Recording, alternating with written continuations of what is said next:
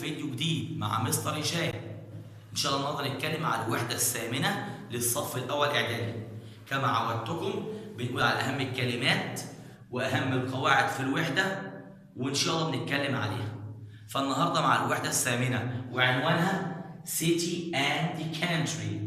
City and Country، المدينه والريف. والان مع اهم الكلمات. City مدينه كبيره. Town مدينة صغيرة. The country الريف. living الحياة. comment تعليق. agree with يوافق مع. idea فكرة. noisy ضوضاء. the countryside الجانب من الناحية الريفية. roads طرق. busy مشغول وبيجي ده الفيرب زائد ing. polluted ملوث. prefer يفضل بيجي ده الفيرب زائد ing. exciting مثير.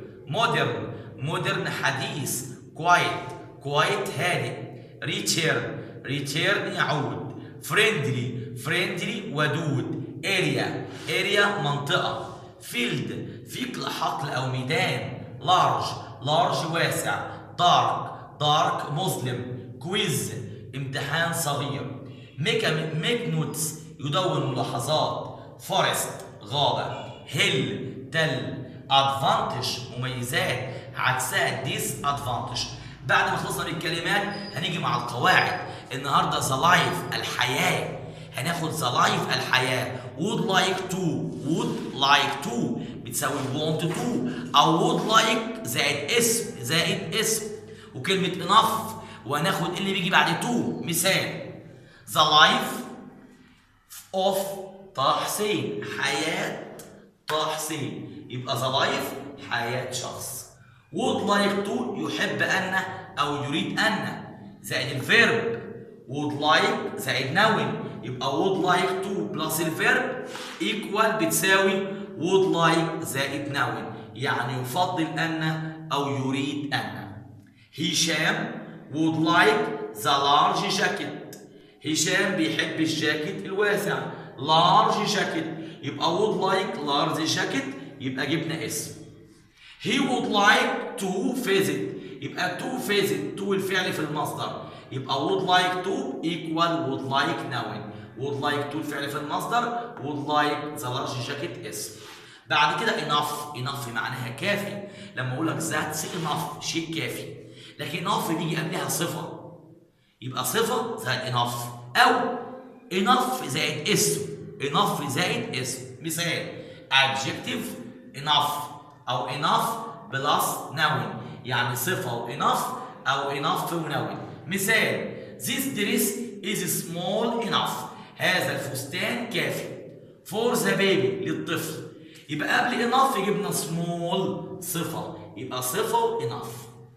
the summer holiday aren't long enough يبقى long وجبنا enough يبقى هنا long enough أو enough plus noun. بعد كده to بيجي بعدها معناها أيضا أو جدا. لما أقول too tired متعب جدا. too difficult صعب جدا يبقى to plus adjective يبقى too noisy ضوضاء لدرجة كثيرة جدا. too tired متعب جدا. too difficult صعب جدا. والآن مع أهم بعد انتهاء من الجرامر نيجي على الرأي يعني opinion يعني رأي. لما أقول asking for opinion بسأل واحد رأيه أقول له do you think هل تعتقد do you think وأجيب الشيء. لما أقول do you think this match is very important هل تعتقد هذا الماتش مهم. do you agree that بعد agree that بنجيب جملة كاملة.